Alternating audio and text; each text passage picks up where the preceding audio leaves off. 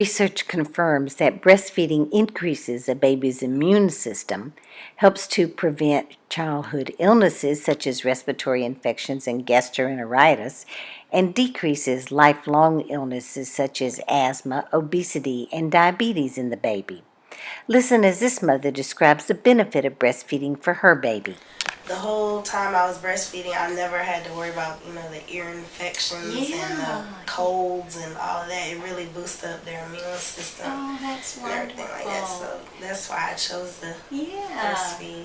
And she is thriving, and I know we just looked at her growth chart, and she's completely balanced between her height and her weight, which is, of course, we know that breastfeeding really helps to prevent obesity, and I know that's something that's important to you and Joe. So Mothers who breastfeed have decreased breast and ovarian cancer, less cardiovascular disease, and diabetes.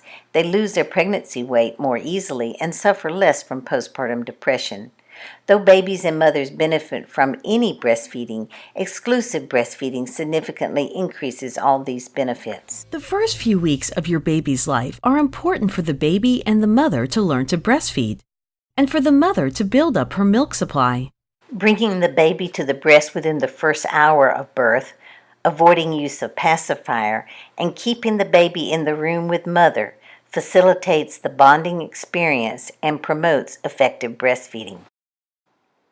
Avoiding swaddling and keeping baby skin to skin during the first few days of a baby's life, whenever mother is awake, increases breastfeeding hormones, lowers stress response in baby and mother, and helps mother to see more easily when her baby is ready to eat.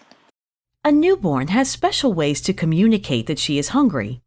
She might bring her hand up to her mouth, smack her lips, or wiggle and squirm like this when she is ready to eat. A swaddled baby is less able to show these feeding cues and must use crying as the only way to say, "Mom, it's time to breastfeed." Because a woman's breasts do not feel different immediately after birth, some women worry that they do not have enough milk.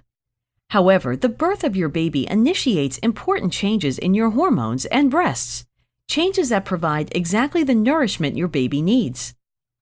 On day 1 and 2, mother's first milk, colostrum, contains important body-building proteins and antibodies to fight infection. Since a newborn's stomach is the size of a marble, he eats only about a teaspoon at each feeding.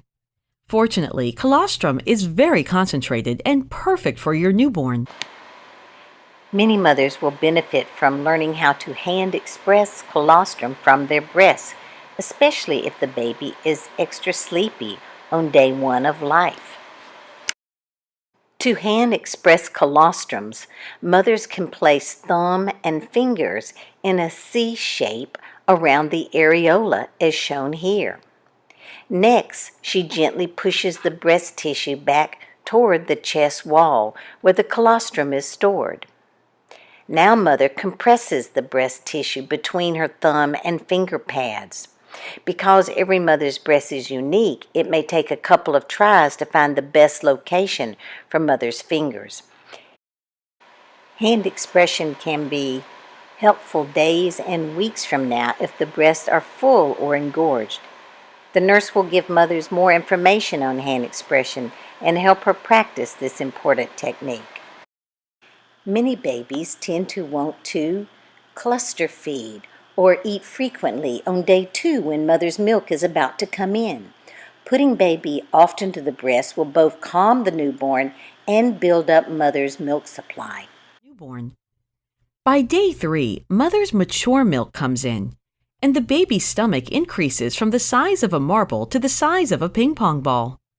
Now your baby will eat up to 1 ounce at a time, and will eat frequently for a day or 2 as mother's milk supply develops. Adding water or any formula unless medically necessary can interfere with this process. Obese mothers who have diabetes or thyroid disease during pregnancy, or mothers who had a C-section or challenging birth might have a temporary delay in the production of this mature milk. A nurse or doctor might suggest the short-term use of donor milk or formula on day 2 or 3 for this mother until her milk comes in. Remember, hand expression will speed up and continue to increase milk production. To create and maintain a good milk supply and adequate nutrition for the baby, babies will need to be brought to the breast 8 to 12 times a day. As mother's milk supply grows and baby learns to breastfeed, a more predictable pattern of feeding every 2 to 3 hours will emerge.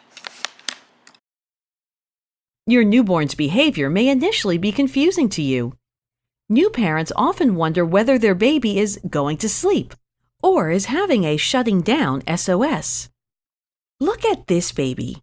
Her face is relaxed. There is no tension around her eyes or mouth.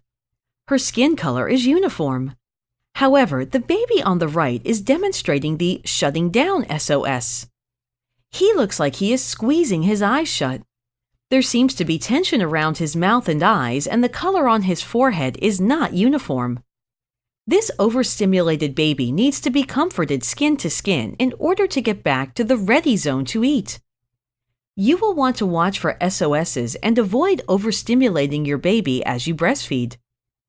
Many mothers are surprised to learn about a special hormone released in both the baby and the mother as she breastfeeds. This hormone relaxes the mother and can cause newborns to get sleepy while nursing. If your newborn falls asleep after breastfeeding a short while, mother can put the baby skin to skin. In about 10 minutes, this hormone level drops, and your baby will often wake up to complete her meal.